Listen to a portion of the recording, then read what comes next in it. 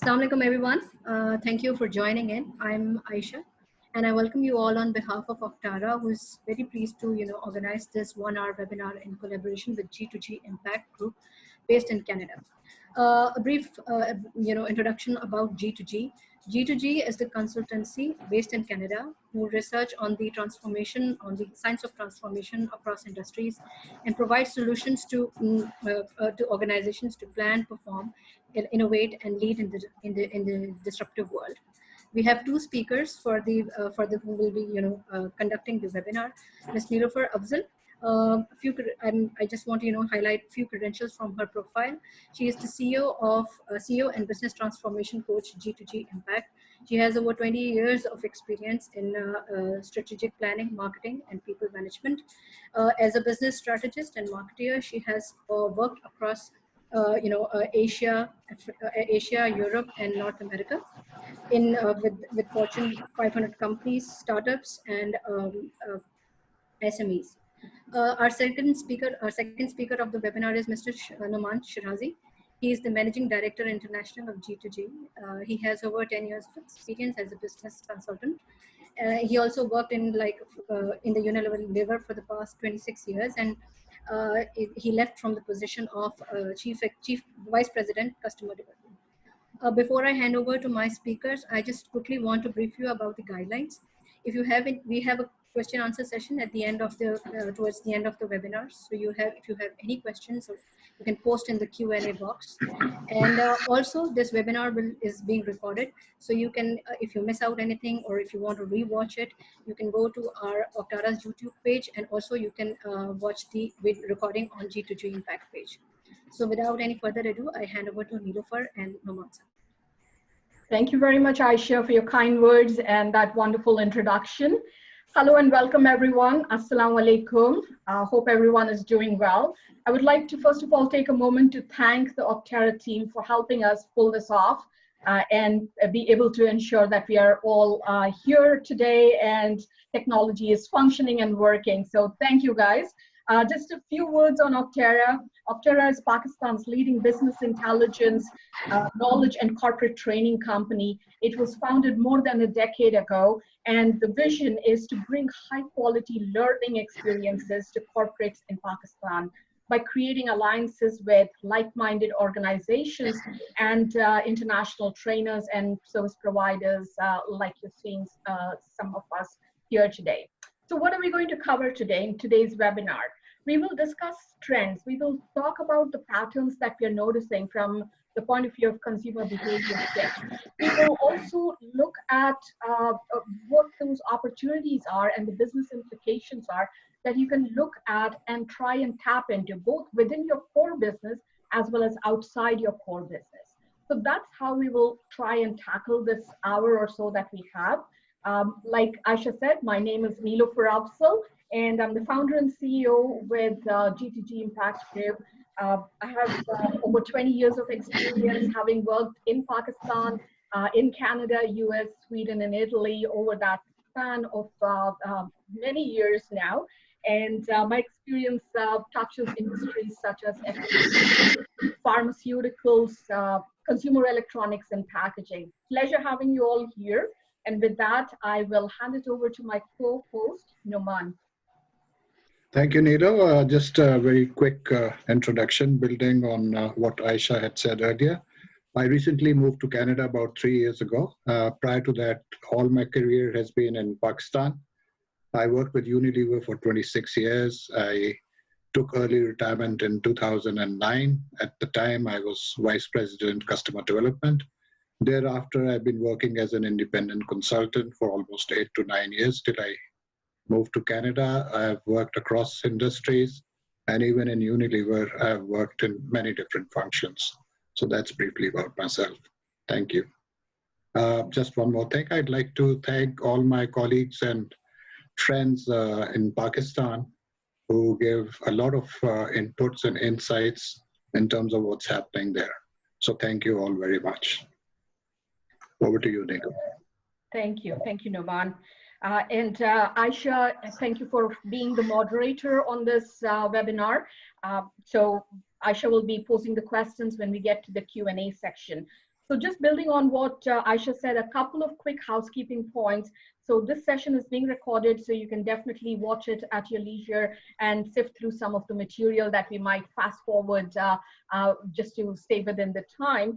And at the bottom of your screen, you will see a Q&A box, a Q&A section. So type your questions in the Q&A section so that our team can pick it up and answer those, and we'll pick up at those and answer those questions as we get towards the tail end of the session today. All right.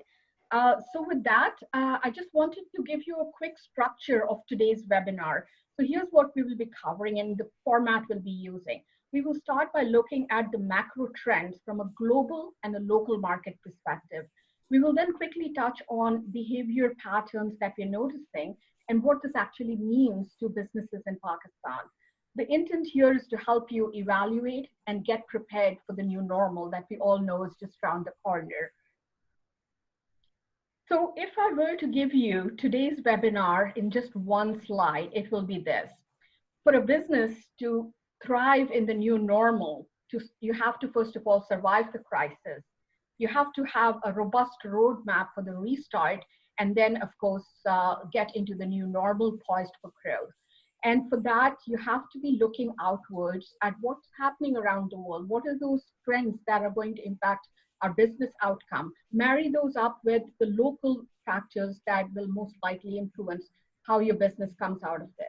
And the key things that I want to highlight here that will differentiate the winners from the losers in this new normal will be mindset and culture. So things like, the attributes that you have within your organization. As an example, I want to call out, say you've got a leadership team that believes in cultivating a culture of innovation and empowers their teams to test and learn. Well, those guys will definitely be ahead of the curve. So the ability to change, to be able to unlearn and learn quickly is what will determine if you will be actually the Netflix of the industry or become the Kodak. So with that, I want to hand it over to Noeman to walk you through the macro trends. Thank you, Niloufer. Right. Based on our research, although there's a lot of facts and figures going all over the world during this COVID crisis period, but we've zeroed in on 4 key trends that we see across the board all over the world. First and foremost is the health crisis and the human tragedy associated with it, along with huge economic disruption and contraction resulting in GDP loss.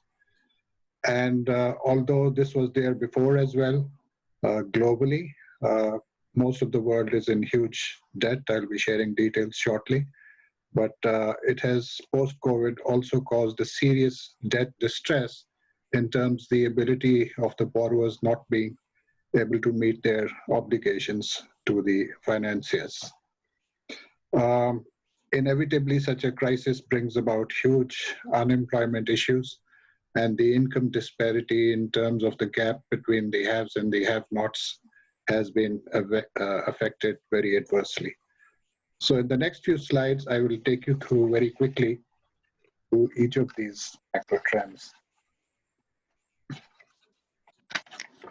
In terms of the healthcare crisis and human tragedy, as of 23rd June, according to the World Health Organization dashboard, there are almost about 9 million cases worldwide, of which 185,000 can be found in Pakistan. Almost 470,000 deaths globally, and correspondingly 3,700 deaths in Pakistan so far.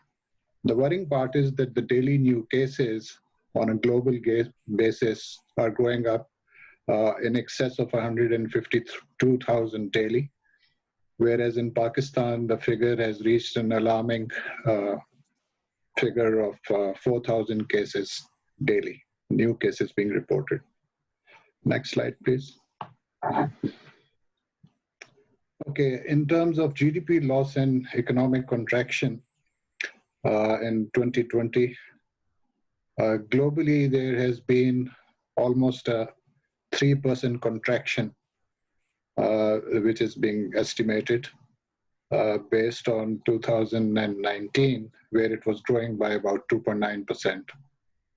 So net almost a 6% contraction, which is absolutely huge.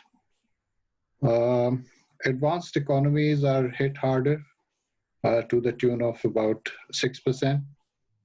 On the other hand, projections for 2021 at this point in time are somewhat optimistic and buoyant and estimated at about 5.8%. Next slide, please. This one is interesting. Coming closer to home in Pakistan, the dip in consumer confidence index is stated to have dipped from 44 to 39 points in the 2 months from March to May. The estimated unofficial GDP contraction is at a negative 1.5% for 2020, which compared to all the countries with negative figures listed in this chart is not too bad. On the bright side, the GDP is estimated to recover, showing a net marginal improvement in 2021. However, this remains to be seen, only time will tell. Next slide, please. The global debt, even prior to COVID, was huge, and currently it is estimated at $257 trillion. Correspondingly, the Pakistan debt situation doesn't show any appreciable improvement in the foreseeable future.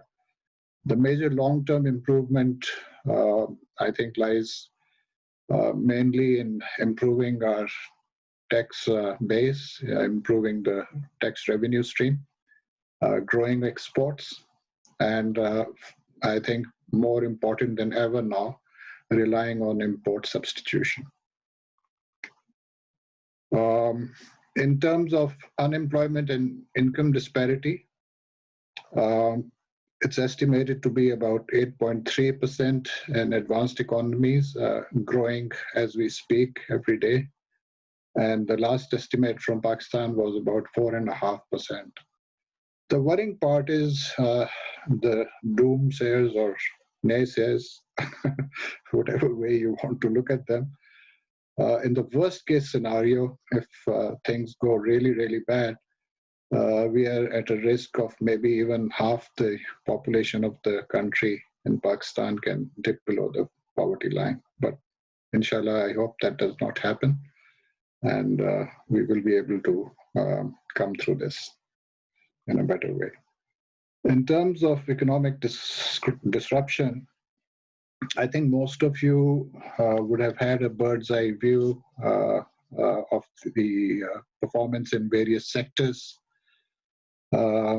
just prior to the budget announcement. So there's a lot in here, so I'll move very quickly. So starting with the agricultural sector, it has always been plagued with supply chain issues in the past, but particularly after COVID hit us, that disruption has exacerbated. And if that was not enough, even starting late last year in 2019, starting from the south, we started having locust attacks, which have had a very bad effect on the net agricultural produce. Moving to the automotive industry, particularly cars, they've come to a virtual standstill, mainly due to the financial crunch. And also during the last fiscal year, it was coupled by huge price increases by the manufacturers due to currency devaluation, high interest rates, and increased tariffs. The construction industry, it is hoped that it will benefit by the government incentives which have been recently announced, and also the recent reopening of the phase 2 of the CPEC project jointly with China. So hopefully, inshallah, that will give some respite to the construction industry and bring about some employment. Education is in huge turmoil due to the challenges in e-learning, because our learned faculty is not used to this medium of teaching. It's not very pervasive in Pakistan. Moreover, it is a limited substitute because of infrastructure problems relating to IT, because internet is not widely accessible across Pakistan, so the remote areas tend to lose out.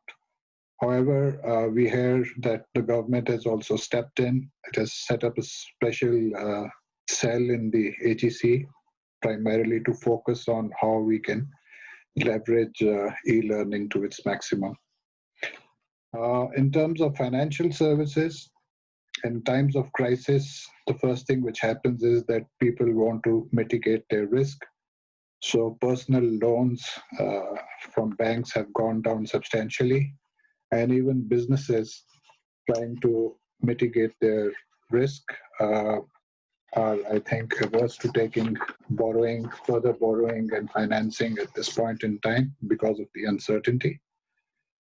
In order to address this, the government has lowered interest rates, but I think it's early days. It remains to be seen how much people will resort to in terms of seeking lending from banks.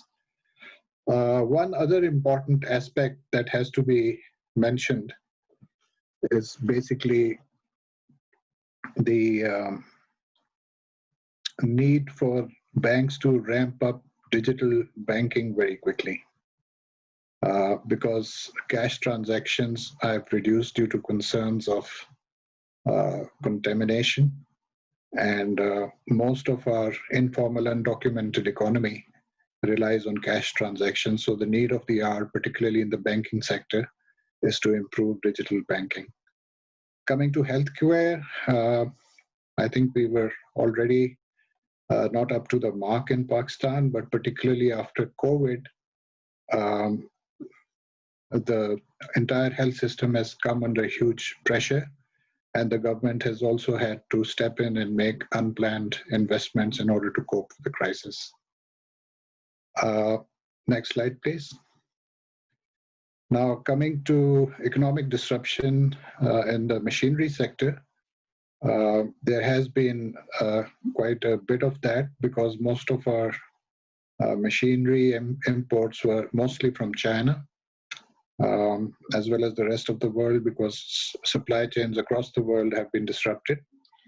There has also been a drop in demand, obviously, both internally as well as in terms of exports.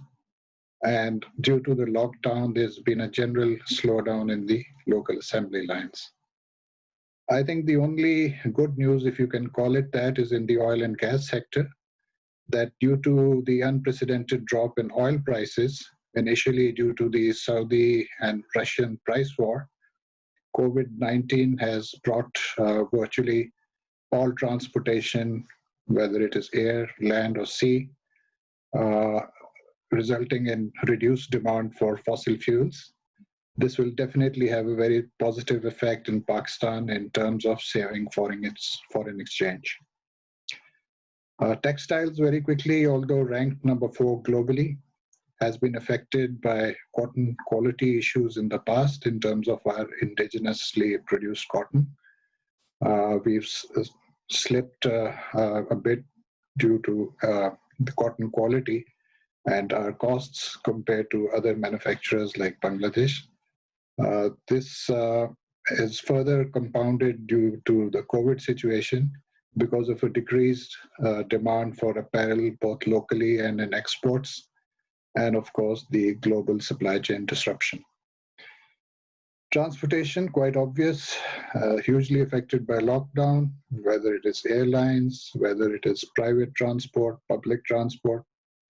So hopefully once the spike plateaus and we see a flattening of the curve, there will be a gradual opening up and with hopefully strict measures which everybody should follow. Tourism, again, globally affected. Pakistan is no exception. So because of the lockdown situation, both internal as well as external tourism has been very badly affected. Now coming to behavior shifts, over to Neela. Thank you very much, Noeman. those were very valuable insights. I'm sure everyone here has taken away a few key points from it. And now we want to shift gears and start taking a look at the behavioral shifts that we're noticing in terms of consumer behaviors and shopper patterns that are evolving in Pakistan specifically. So, but before we do that, I would suggest we take a quick step back and take a look at the traditional stages that any crisis normally has. We start with denial, where the predominant sentiment is shock. Then we move into anxiety. That's where, in this case specifically, the key focus was how do we protect ourselves? How do we protect our loved ones? And then we got adjusted to this, working from home, having the kids around, trying to teach them their school curriculum at home and keep them entertained as well. But as the weeks evolved and the changes that we were seeing in the phases of opening, people started to reevaluate their lifestyles, reevaluate their ways of working, reevaluate various things that were part of their everyday life pre-COVID. And now we are starting to look at what it means in the new normal. What will that new normal look like? Of course, there are so many different variables. So realistically, we can't really tell what the new normal will be. However, the one thing is for certain, the new normal will definitely not be the same as the normal of the recent years, at least that we have recently gone through, even as recent as December last year. So definitely things will change. And the reason we say that is because these changes were so wide and so dramatic because of this Black Swan event. It impacted pretty much all areas of our life: physical, mental, social, financial. In some shape or form, we were impacted. And a number of inconvenient truths actually came to light as a result of this crisis. So now, as we have been going through a lot of research for the past few months, trying to understand what are those sound bites that we're picking up, we came up with this big word cloud. But hey, you know what? This word cloud means nothing. So to simplify things, we group them into 4 key behavioral shifts that we're noticing. And we will cover each of these individually. We'll start with health and hygiene. Early on in the crisis, I'm sure all of us are guilty of this. We were pantry loading up on household cleaning supplies, disinfectants, gloves. Personal protective equipment was in short supply. So, we wanted to make sure we were not left out. So there was a huge surge in sales in these categories. Overall health and wellness was a key purchase motivator, even pre-COVID, to be honest. But now, as a result of this COVID-19 crisis, people are much more conscious of their diet. They're much more conscious of their exercise routines, and they want to make sure that their immune systems are boosted up, and also make sure that they have the right supplies to tide them through if another wave comes around, or even at the tail end of this COVID-19 crisis. So moving into the new normal, health and hygiene will become table stakes. Regardless of which industry you're in, this will become table stakes for sure.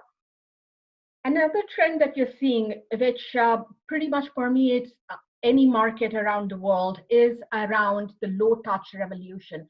So things like contactless delivery, groceries being delivered to your home, work from home becoming the new normal. What we have seen is a number of sales across categories for work from home type of supplies, equipment. If you want a better chair for your home office, all of those things were coming up. And by the way, all of these numbers that I'm sharing with you are local Pakistani data here. And of course, hey, we are all foodies, especially if you are coming from Pakistan. Food becomes a priority. So as you can see at the bottom of this chart, year-over-year growth of these food delivery platforms, especially during the lockdown period, has really shot up. I don't foresee this going down or being just a fad for the lockdown period. In fact, these are trends that will continue on into the new normal as well and become ingrained into our lifestyles. The third trend that we wanted to touch on quickly is actually a bit of a sad situation, because Pakistani consumers have been hit with a bit of a double whammy here. There was the economic downturn, the unemployment rates were spiked, and consumers actually were facing lower disposable income that they had to work with and make ends meet. And to you make the situation worse, the prices had gone up on most of the things that were considered commodities and essentials. If you look at the chart on the left of the slide here, you'll see that 50% of our population saw a decrease in income. And 84% say that the worst is yet to come, which is not a good scenario to be in. But the other thing that makes this worse, like I was saying earlier, is 73% of the Pakistani people that were interviewed during this survey said that they felt that the prices have gone up for their everyday essentials. So definitely a bit of a dire situation for consumers in Pakistan at this point in time. The other trend that I wanted to quickly touch on is with regards to people looking to do more things at home, becoming more home-centric, and focusing on things like, using this time to learn how to cook certain recipes. Meal kits, which was actually a trend that started in Europe and North America about 5 years ago, is becoming mainstream now in Pakistan. We are seeing a huge spike in meal kit sales as well. So these are things that we have noticed. And of course, there are things like games, consoles, downloads of game apps, digital content. All of these things have seen an uptick as well. So these trends, when you look at them in isolation, you might think these don't really mean much. But what I would urge you to do is layer these insights onto your current business situation, because when you start to do that, these become gold nuggets of growth opportunity. And we'll share with you a few live examples, both from the local market and some global inspirations later on in the presentation as well. But I want to call out that, staying ahead and abreast with what the trends are from a consumer and shopper behavior perspective will only make it easier for you to adapt your business models moving forward. With that, I want to hand it back to Noeman to start talking about the business implications for a brand or for your business overall. Thank you, Niloufer. So what do we hear from global CEOs of Fortune 500 companies? The one question was that how soon they expect economic activity to resume to pre-COVID levels. Around 52% believe that it's not possible before Q1 2022, whereas about 25% believe it's not likely to happen as long as first quarter 2023. Only 14% believe that it is possible by first quarter next year. So we can conclude that the majority, almost 77%, are saying that it's likely to take 2 to 3 years before we can see a return to the pre-COVID kind of a situation. In terms of technological transformation, an overwhelming 75% believe that technology and transportation will accelerate, whereas only 19% believe that their businesses will not be affected because probably they are not that vulnerable to the vagaries of the COVID pandemic. Another very interesting question, that when will 90% of their workforce return? Surprise, surprise, about 26% say that they will never return. So that has huge implications for working from home, which we'll talk about later in the presentation. About 20% believe that they will return by January next year. About 18% believe that they will return by September 2020. Another 18% believe that it's likely to take as long as June 2021. And about 9.5% believed that they are likely to return by June 2020. This clearly, as we can see, did not happen. So it's safe to say that nobody knows really, but one thing is for certain, that it's clearly not happening in the foreseeable future. In terms of capital spending, that when our these companies going to start investing. About 36% believe not before 2021. Around 27% believe not before 2022. And about 19% believe that they can start in 2020, which is looking a bit unlikely or improbable, and so on. Again, no one can say for sure. Everything is in a flux. The last point on this slide were some open-ended questions in terms of what was the single biggest important lesson that these CEOs learned during this period so far. Top of the list is that working from home works. And I repeat, this will have many implications in terms of the transformation which is likely to happen. Another one was that businesses can't wait for the transformation they need. So it means the time is now. And a lot of CEOs also said that the meaning of the word essential has really dawned on them from a business perspective.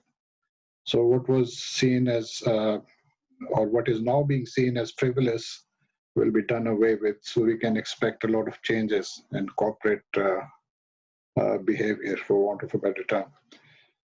And leadership and values always matter. They are perennial values to have in ethical businesses. But perhaps now more so than ever before during this crisis. Next slide, please. So what do Pakistani CEOs say? About 150 of them were interviewed during this study. In terms of the impact of COVID-19 on their businesses, the majority say it has been extremely adverse. And over the next 12 months, most of the CEOs feel that it's going to worsen. However, a good proportion also feel that most of the businesses will be able to stay afloat, while some of them are even likely to improve in their businesses. Again, more about that later. In terms of what's their strategy is going to be over the next 12 months, almost 60% are talking about cost rationalization, which is understandable. And around 1/3 say that they will invest in terms of the new growth opportunities, which will be unraveling as this crisis continues. A small portion, around 8%, are saying that status quo will continue. These are probably businesses which haven't been affected so much by the pandemic. Here, the key takeaway is cost cutting. And in terms of the tax impact during this period, about 2/3 of the respondents say that there's not likely to be any appreciable impact. In terms of cost rationalization versus growth opportunities, growth in technology and supply chain is forecasted to be very high. When it comes to manufacturing, trading, and financial institutions, it's likely to be medium. But cost cutting and rationalization are quite dominant. Next slide, please. So in terms of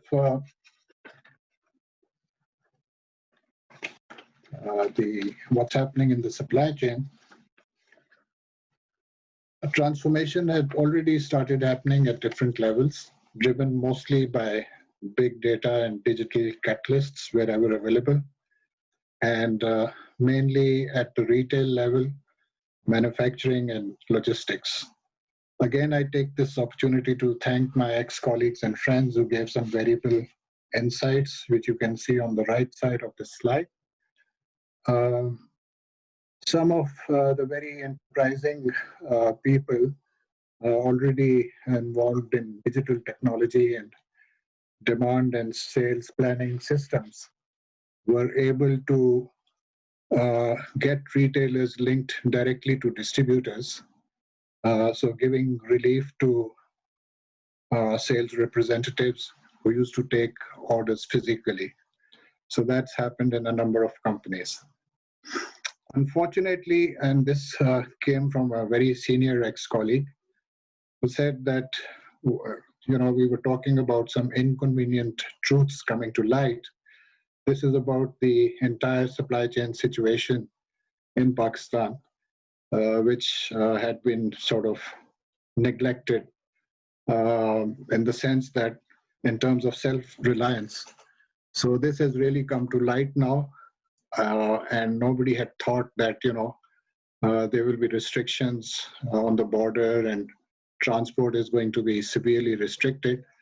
A lot of people feel that a lot could have been done earlier, and most of the issues which are affecting the supply chain negatively could have been addressed if we had paid more attention and would have been a bit more futuristic in terms of developing our internal supply chains.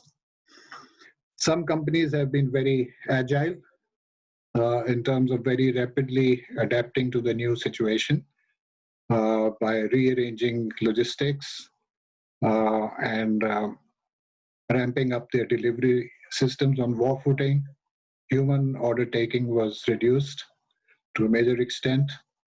And in the case of one very prominent Pakistani company, shopkeepers were given access to the sales ordering system which this company had. Sale beats were dynamic and constantly reviewed on a daily basis.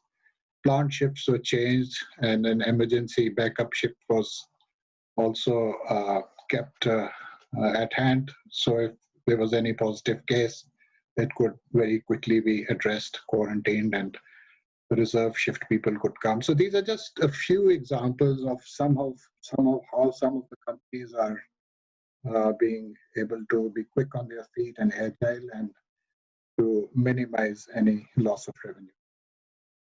Next slide, please. Now, coming to spending patterns, there's been a perceptible shift in consumer spending.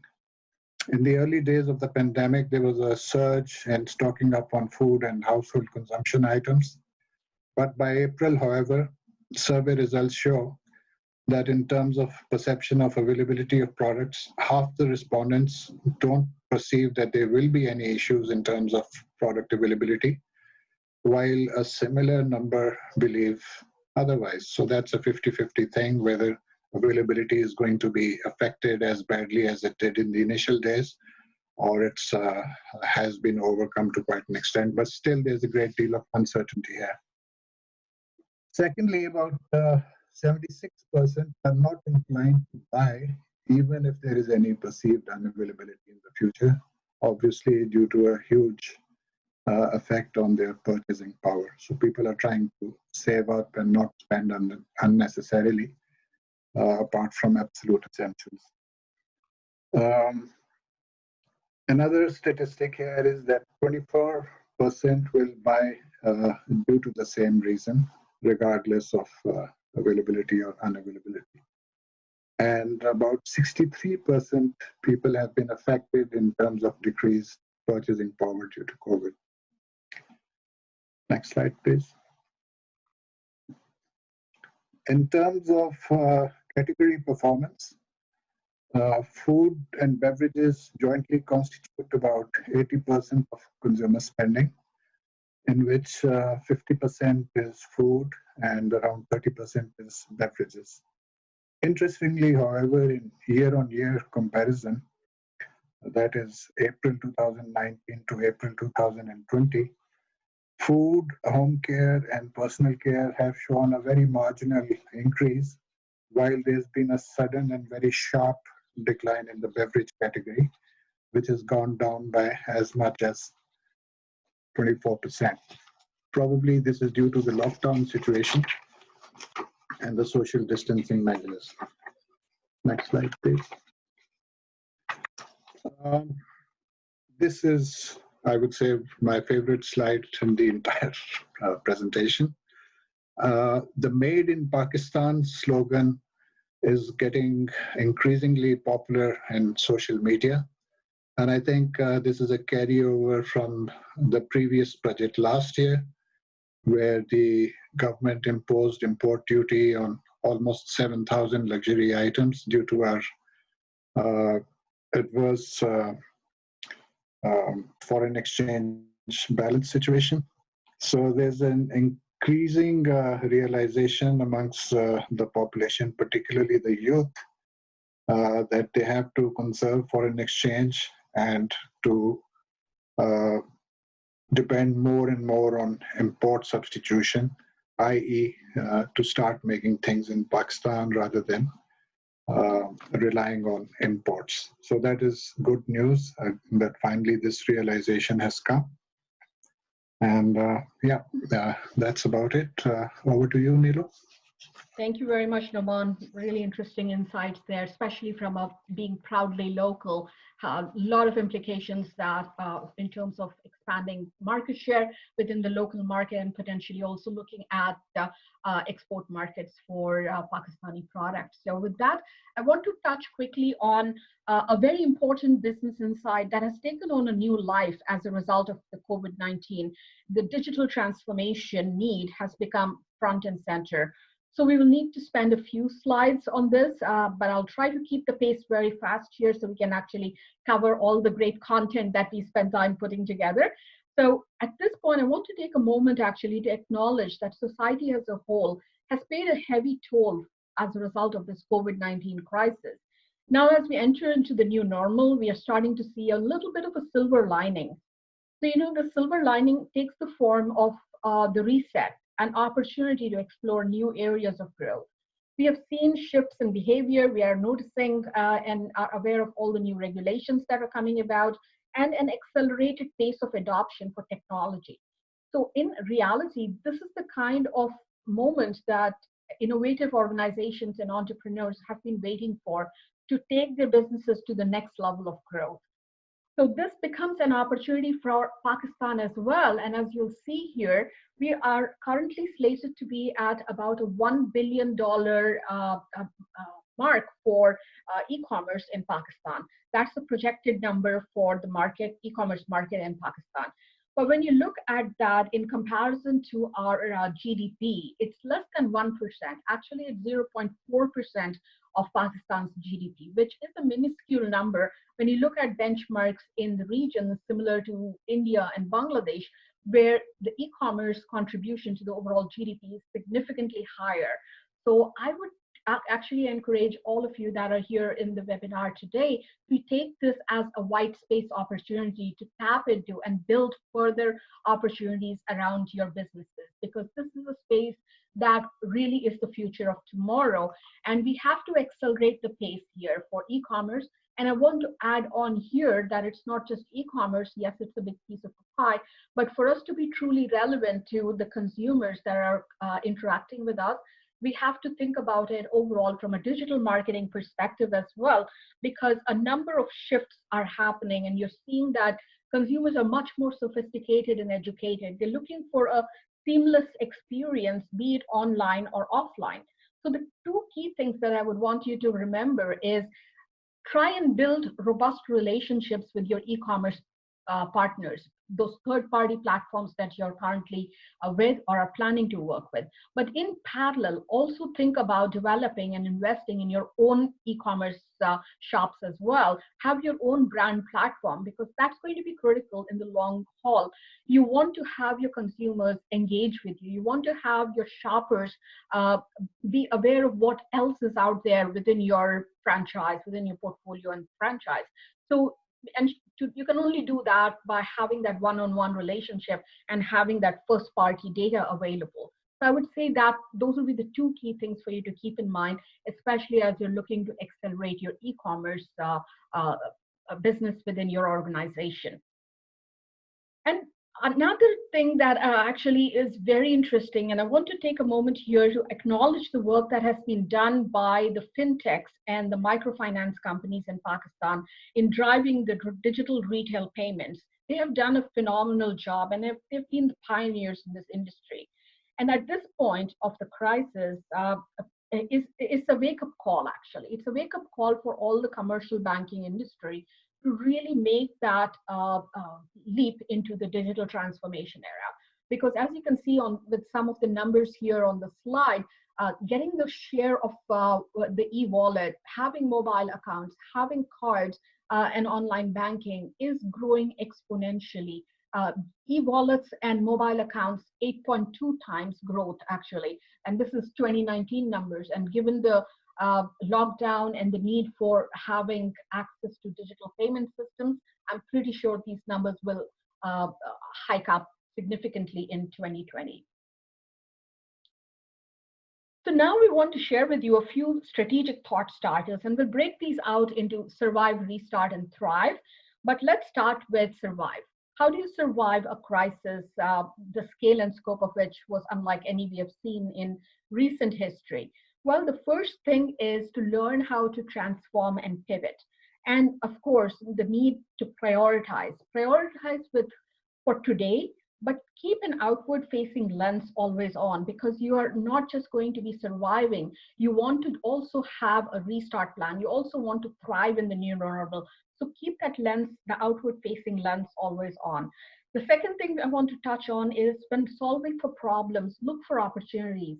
Keep an open mindset. I really urge you to try out new things, because this is a great time.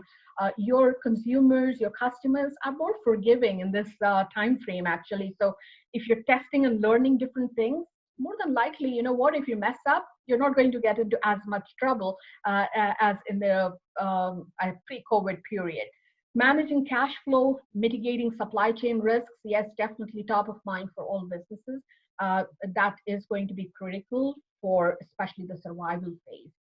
Stay connected with your customers and vendors, and adopting the mantra of transparency is going to really help you out, because everyone knows what the situation is.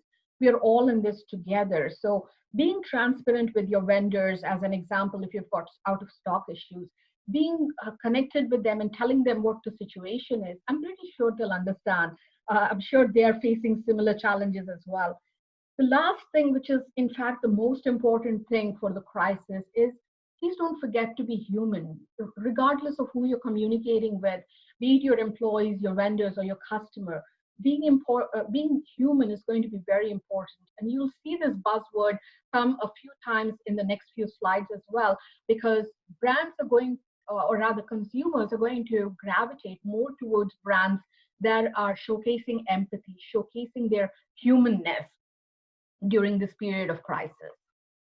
So let's move on now to look at some thought starters for restarting. So this is a phase which most businesses today in Pakistan are, if they haven't entered in, are probably now getting ready to restart their businesses and really tackle the 2020. The budgets that you probably set for 2020 last year are pretty much dead in the water. So now you've got to rethink your roadmap for 2020. So given the number of unknowns that we are working with, when you're thinking about business planning, think about at least 3 different business planning scenarios and try to plan in 2-month increments. Most of my clients that I've been talking to here in North America and Europe adopted this mindset about 3 weeks into the pandemic, because managing long-term inventory planning, supply planning, sales planning was really not working out. Everything was changing on a weekly basis. In fact, early on, they were planning in 2-week bursts. I understand there will be some businesses where the lead times are really long, so perhaps a quarter, perhaps 4 months out, but try to keep it as granular as possible. And the reason I say that there are 3 factors that are going to shape retail sales.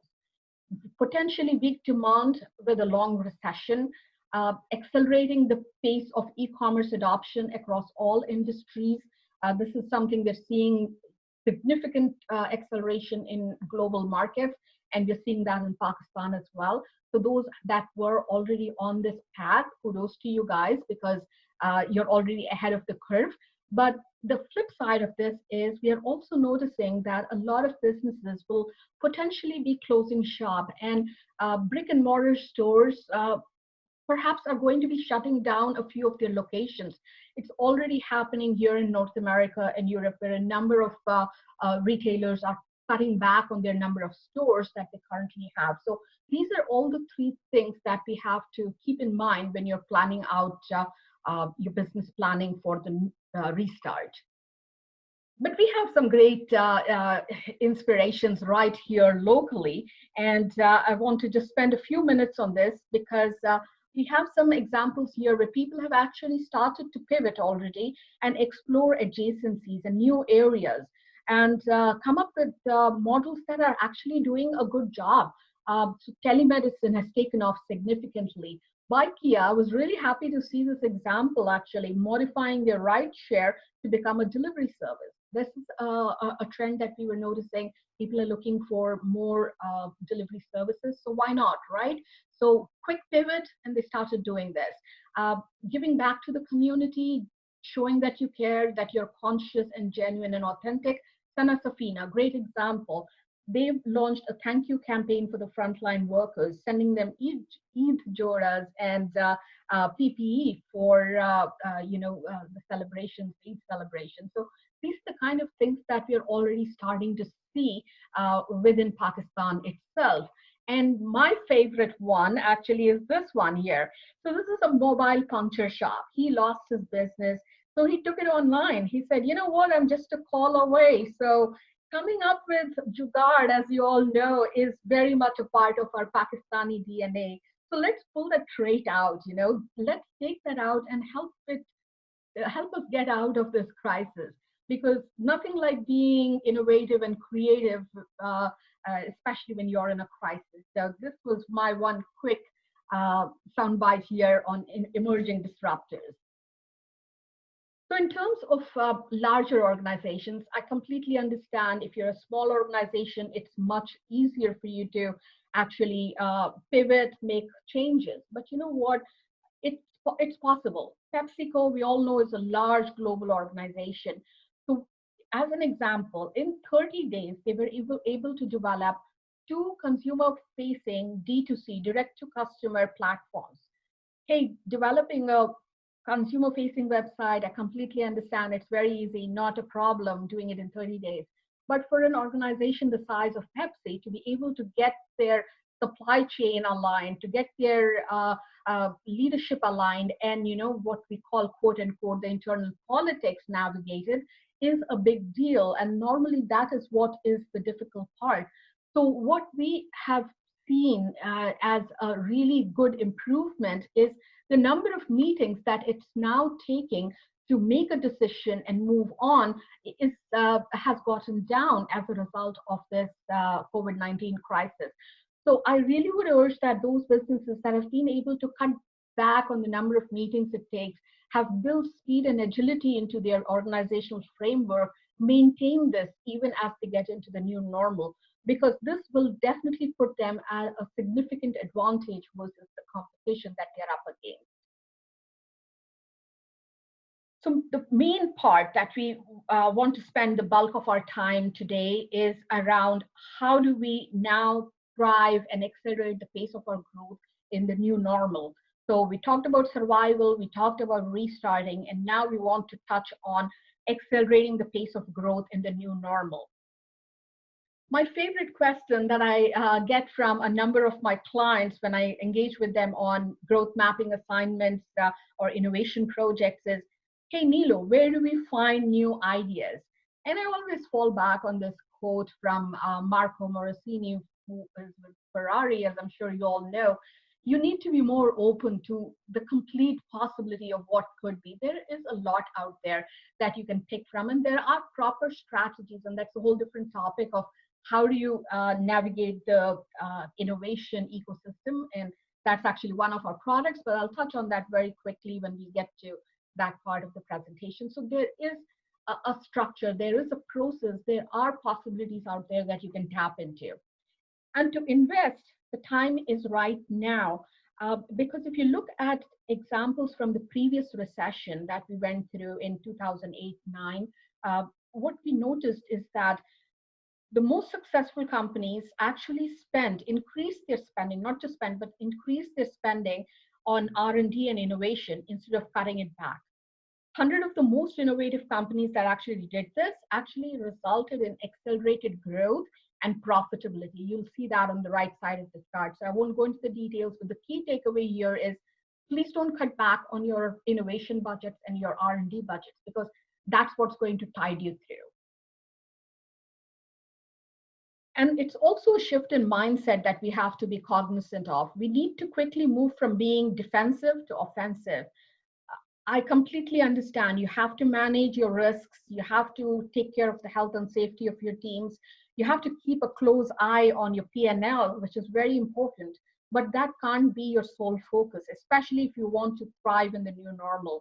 Because rapid change means that those that can adapt will thrive, and those that can't or really don't want to will no longer be relevant. So you know what, we definitely want to emulate some of the good examples that we're seeing out there. As an example is Alibaba. Alibaba actually came into existence during the SARS outbreak, the last recession, and now they are a $470 billion e-commerce giant. So it is possible, it is doable, it's just a question of mindset. And we are already seeing this come to life with some local emerging disruptors here. You've got the Pakistan Bazaar. Meal kits have become something that is growing significantly in Pakistan. Hey, Johnny and Jugnu's Burgers, those of you guys who love this, they are delivering at home. You can get your do-it-yourself kit and make 4 burgers and enjoy it in the comfort of your home. So there's a lot happening locally as well. And from a global inspiration perspective, I've got 5 examples here, but since we're running short on time, I will only touch on 2 examples here, and you can take a read through the rest when you get the deck. Is Panera. Panera is a restaurant chain, and their major revenue stream was lunchtime customers. They very quickly realized that they needed to do something different and enter a new vertical. So delivering of basic groceries was something that they just recently started, and it's taken off like fire, because people love their products, love their healthy meals, healthy options that they offer. So fresh produce, dairy, bread, bagels, etc. They've started putting it together as a pantry package and shipping it out to their customers. The other one that I'll very quickly touch on is Peloton, which is an at-home exercise bike, basically. And their model is that they've built a tribe. You can have your own tribe of exercise workout buddies that you work with and compete against. So what they had a problem with was around supply chain. Their demand went through the roof in the first quarter of 2020, but they were unable to keep pace with the demand for their hardware. So what they instead did is they changed the direction of that demand and started offering more workout programs that their consumers could subscribe to. They found an alternate way to, I would say, almost overcome a challenge that came their way. So with that, I want to quickly talk to you about how do you evaluate ideas. There's a lot out there. You know, there are a lot of shining objects out there, but it's very important to evaluate the opportunity from the point of view of fit and truly understand if it makes sense for your business to go down the path. So 4 key things that you can think about in terms of criteria. Access to market-based resources with the point of view of relationships and partnerships. How does it fit with your strategy overall? What are the investment policies that you have internally? Will this new opportunity actually fit within those parameters? What are the available assets in terms of people, knowledge, technology? All of these will have to, be areas that you consider as part of the fit.